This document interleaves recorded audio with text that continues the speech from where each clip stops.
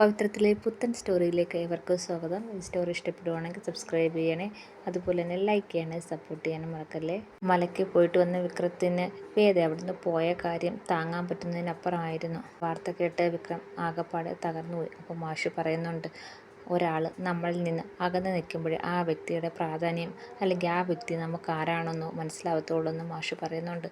അപ്പം അതുപോലെ തന്നെ വേദ എത്ര വിക്രത്തിന് പ്രാധാന്യമാണെന്ന് അപ്പോഴാണ് വിക്രത്തിന് മനസ്സിലായി തുടങ്ങിയത്. വേദ അവിടെ നിന്ന് പോകാനുള്ള കാരണം വേദ പറഞ്ഞിരിക്കുന്നത് ശ്രീനിവാസും വിക്രമും തമ്മിലുള്ള ബന്ധമാണെന്നാണ്. പക്ഷേ വിക്രം ഒരിക്കലും അത് വിശ്വസിച്ചിട്ടില്ല. വിക്രത്തിനറിയാം അതിൻ്റെ പുറകിൽ എന്തോ കൃത്യമായ കാരണമുണ്ടെന്ന് വിക്രത്തിന് മനസ്സിലായി. അങ്ങനെ രാത്രിയായപ്പോൾ വിക്രം വിചാരിക്കുകയാണ്, ആ വേതാളത്തെ പോയി കണ്ട് കാര്യം പറയണം.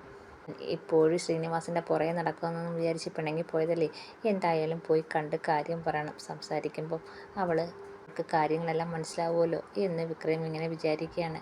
വേദയില്ലാത്ത ആ മുറി വിക്രത്തിനൊരു ശൂന്യമായി തോന്നുന്നുണ്ട്.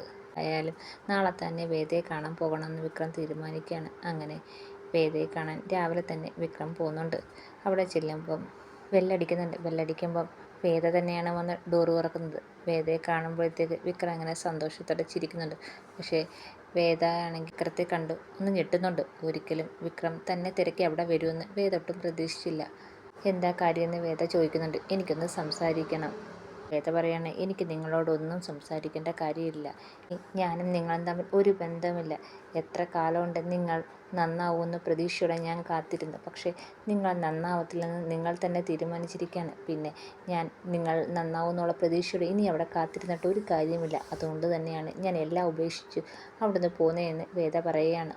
ഞാൻ പറയാൻ വന്ന കാര്യം പറഞ്ഞില്ല എന്ന് വേദയോട് വിക്രം പറയുകയാണ്.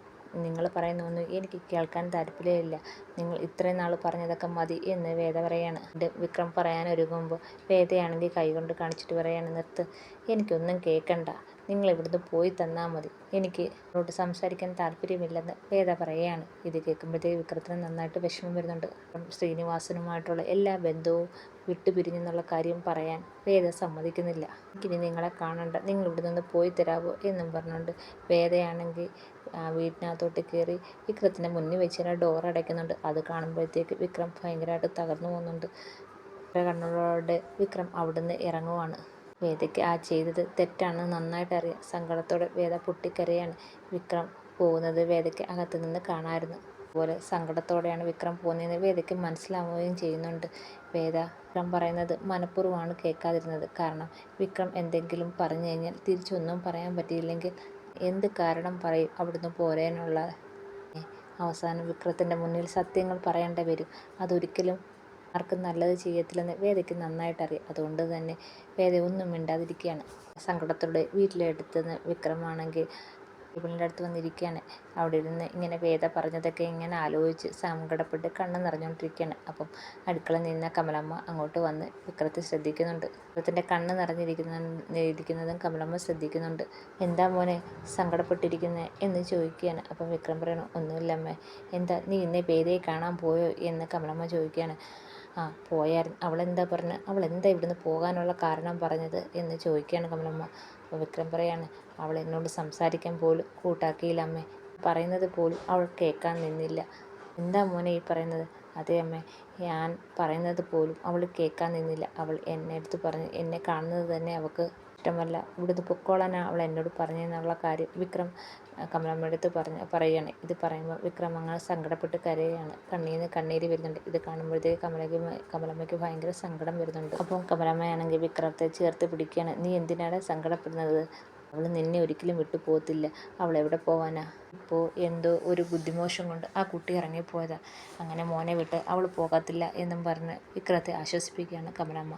വിക്രം പറയാണ്, അമ്മയ്ക്ക് വേദയെ കൂടുതൽ അറിഞ്ഞുകൂടാത്തോണ്ട് വേദ ഒരു തീരുമാനമെടുത്തതാ. പിന്നെ ശ്രീനി സാറ് ഞാൻ തമ്മിലുള്ള ബന്ധം കൊണ്ടല്ല അവൾ എന്നെ വിട്ടുപോയെന്ന് എനിക്ക് ഉറപ്പാണ്. ഇതിൻ്റെ പുറകിൽ എന്തോ കാരണമുണ്ട്. പക്ഷേ ആ കാരണം എന്തെന്ന് മാത്രം എനിക്കറിയത്തില്ല എന്ന് വിക്രം പറയാണ്. അപ്പോൾ കമലമ്മ പറയാണ്, നിനക്ക് വേദ ഇല്ലാതെ പറ്റുന്നില്ല ഇല്ലയോ? ഇത്രയും നാൾ അവൾ കൺമുന്നിൽ നിന്നപ്പോൾ നിനക്ക് അവളുടെ വില മനസ്സിലായില്ല. ഇപ്പോൾ അവൾ കുറച്ച് ദിവസത്തേക്കാണെങ്കിലും കുറച്ച് നേരത്തേക്കാണെങ്കിലും മാറി നിന്നപ്പോൾ നിനക്കതിന് സഹിക്കാൻ പറ്റുന്നില്ല എന്ന് ചോദിക്കുകയാണ് കമലമ്മ വിക്രത്തോട്. അപ്പം വിക്രമാണെങ്കിൽ സങ്കടപ്പെട്ട് നന്നായിട്ട് കരയുന്നുണ്ട്. അപ്പം കമലമ്മ ആശ്വസിപ്പിക്കുകയും ചെയ്യുന്നുണ്ട്. സമയത്താണെങ്കിൽ വേദയാണെങ്കിൽ ഭയങ്കര സങ്കടത്തോടെ കട്ടിലേക്ക് കിടന്ന് കരയാണ്. വിക്രത്തെ അവിടുന്ന് ഇറക്കി വിട്ടതിന് ഇത്രയും പരുഷമായി വിക്രത്തോട് സംസാരിച്ചതിനൊക്കെ വേദയ്ക്ക് ഭയങ്കര സങ്കടമുണ്ട്. ഇത്തരം കാര്യങ്ങളൊക്കെ അറിഞ്ഞാൽ എങ്ങനെ പ്രതികരിക്കുമെന്നോ കൃഷ്ണനെ തട്ടിക്കൊണ്ടുപോയതിന് ശ്രീകാന്തിനോട് ക്ഷമിക്കത്തില്ലെന്നും വേദയ്ക്ക് നന്നായിട്ടറിയാം. അതുകൊണ്ട് തന്നെ വേദ ഒന്നും പറയാതെ വിക്രത്തിൽ നിന്ന് എല്ലാം ഒളിപ്പിക്കുകയും അത് വിക്രത്തിൽ നിന്ന് അകലാൻ ശ്രമിച്ചുകൊണ്ടേയിരിക്കുകയാണ് വേദ. ഇതൊക്കെ ഓർത്ത് വേദ ഭയങ്കര സങ്കടത്തോടെ കരയുകയാണ്. അങ്ങനെ മുറിയിൽ വന്ന വിക്രത്താണെങ്കിൽ വേദയെ തന്നെ കുറിച്ച് ആലോചിച്ചുകൊണ്ടിരിക്കുകയാണ്. വീട്ടിൽ ചെന്നപ്പോൾ പറഞ്ഞു വിട്ടതും ഇനി തന്നെ കാണുന്നത് ഇഷ്ടമല്ല എന്നൊക്കെ പറഞ്ഞത് വീണ്ടും വീണ്ടും വിക്രം ഇങ്ങനെ ആലോചിച്ചുകൊണ്ടിരിക്കുകയാണ്. അപ്പോഴാണ് അവിടെ പൂയിരിക്കുന്ന കണ്ടത്. അതെടുത്ത് ഇങ്ങനെ കൈ വെച്ചുകൊണ്ട് വിക്രം ആലോചിക്കുകയാണ്. ഇതിനു മുമ്പ് ആ പൂ കൊണ്ടുവന്ന് വേദയ്ക്ക് കൊടുത്തതും വേദ അത് തലയിൽ വെച്ചുകൊണ്ടിരുന്നപ്പോൾ അത് വീഡിയോ എടുത്ത് വേദയെ കാണിച്ചതൊക്കെ വിക്രം ഇങ്ങനെ സന്തോഷത്തോടെ ആലോചിക്കുകയാണ്. വിക്രത്തിന് നല്ല സങ്കടം വരുന്നുണ്ട്. അപ്പോഴാണ് വിക്രത്തിന് മനസ്സിലാകുന്നത് വേദ തനിക്ക് എത്ര പ്രിയപ്പെട്ടവളാണെന്ന് വിക്രത്തിന് മനസ്സിലായി തുടങ്ങിയത്. അറിയാതെ തന്നെ വിക്രത്തിൻ്റെ കണ്ണുകൾ നനയുന്നുണ്ട്. കമലമ്മയും ഈ കാര്യങ്ങളെല്ലാം മാഷിനോട് പറയുന്നുണ്ട്. വിക്രം ഇന്ന് പൊട്ടിക്കരഞ്ഞത് വേദയുടെ വീട്ടിൽ പോയപ്പോൾ വേദ തന്നെ ഇനി കാണണ്ട എന്ന് വിക്രത്തിനോട് പറഞ്ഞത് ആലോചിച്ചുകൂടാന്നിരുന്ന് വിക്രം ഭയങ്കര സങ്കടപ്പെട്ട് പറഞ്ഞ കാര്യമൊക്കെ മാഷിനോട് പറയുന്നുണ്ട്. അപ്പോൾ മാഷ് പറയാണ് വേദ അവൻ്റെ കൂടെ ഉള്ളപ്പോൾ ആ കുട്ടിക്ക് ഒരു വിലയും അവൻ കൽപ്പിച്ചില്ല. പക്ഷേ ഇപ്പോൾ അവൾ മാറി നിന്നപ്പോൾ അവനത് സഹിക്കാൻ പറ്റുന്നില്ല. നിനക്ക് സംഭവിച്ചത് ആ കുട്ടി അവൻ ആരാണെന്ന് മനസ്സിലാക്കാനായിരിക്കും എന്ന് മാഷാണെങ്കിൽ കമലമ്മയോട് പറയുകയാണ്. ഈ സമയത്ത് വേദയും ഭയങ്കര സങ്കടത്തോടെയും വിക്രത്തെ ആലോചിച്ച് ഇങ്ങനെ ഇരിക്കുകയാണ്. അതുപോലെ തന്നെ അവിടെ എല്ലാവർക്കും മനസ്സിലാവുന്നുണ്ട് വേദയും വിക്രമും തമ്മിൽ വഴക്കിട്ട് എന്തായാലും വരത്തില്ല, വേറെ എന്തോ കാരണമുണ്ടെന്ന്. അതുപോലെ തന്നെ വിക്രവും വേദയെക്കുറിച്ച് തന്നെ ആലോചിച്ച് ഇങ്ങനെ സങ്കടപ്പെട്ടിരിക്കുകയാണ്. ഒരിക്കലും ശ്രീനിവാസനും തമ്മിലുള്ള പ്രശ്നമായിരിക്കത്തില്ല വേദ ഇവിടുന്ന് പോവാനെന്ന് വിക്രത്തിന് നന്നായിട്ടറിയാം. വേറെന്തോ കാരണമുണ്ട്, അതെന്താണെന്ന് കണ്ടുപിടിക്കണം. അത്ര പോയിട്ട് വന്ന് 2 ദിവസം കഴിഞ്ഞപ്പോഴാണ് വേദയ്ക്ക് മാറ്റം വന്നു തുടങ്ങിയത്. അതെന്താണെന്ന് കണ്ടുപിടിക്കണമെന്ന് വിക്രം എന്നെ മനസ്സിലാലോചിക്കുകയാണ്.